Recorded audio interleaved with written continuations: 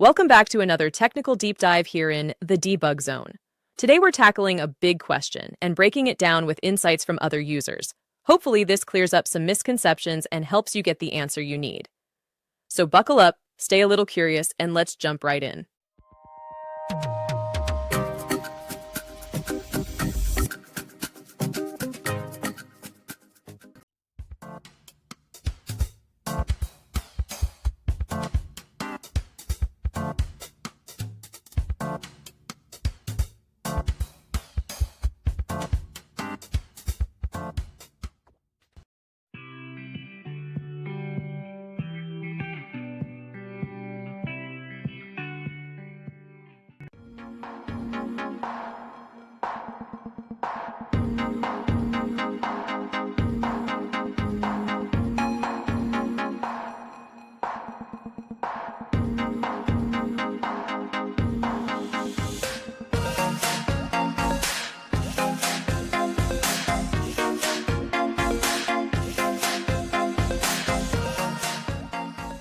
And that's a wrap.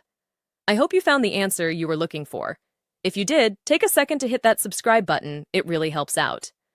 And let me know in the comments which solution worked best for you.